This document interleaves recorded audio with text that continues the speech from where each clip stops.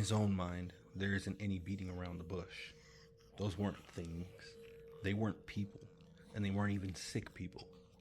Everything about what just happened spelled out the obvious fact that his stepfather was eaten by zombies. Sure, his stepfather was a chauvinistic pig, without the slightest regard for anyone's emotions that he affected. He still didn't deserve to be eaten alive, or risk the torture of being turned into a zombie. He calls out Richard, which was his stepfather's name. He knew there would be no response because he remembered at least 5 times in the last minute and a half the images of him splitting open the head of his stepfather. He hears Richard's voice, but cannot make out the words. It was like he'd listened to a song on repeat for hours on end till he'd fallen asleep. When the morning came and the earbuds had long fallen from his ears and his phone had died. For some reason he thinks he can still hear the slight bits of melody in the song, but only so clearly that when he places his attention on it, the sound dissipates to nothing, as if he wasn't hearing anything at all, but his mind was stuck in some sort of loop. He veers off into a thought, thinking that sound can somehow program life, but then he remembers to relate the analogy to the fact that he's only hearing Richard's voice because his own mind is in a loop with the constant berating he would endure on a daily basis. It was just too soon to forgive every imprint Richard had left on him.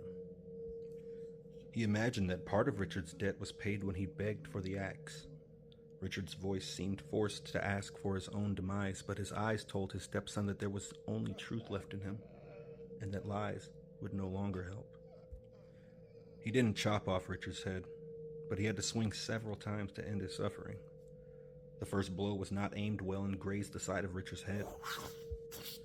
This wasn't a particularly sharp axe, so the blow did more ripping and crushing than any actual splitting, leaving the right side of Richard's face red and gashed with his right ear mangled and bloodied.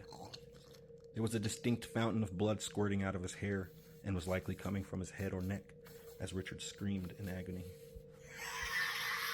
One more swing and Richard was still groaning, but his right eye was now dislodged from its socket and he had a split in his cheek with a dent in his forehead.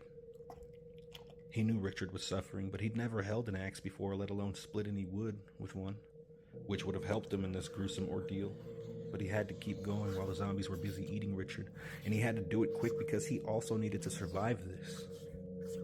If not for himself, for his mother, the one who'd carried him for 9 months, the one he couldn't even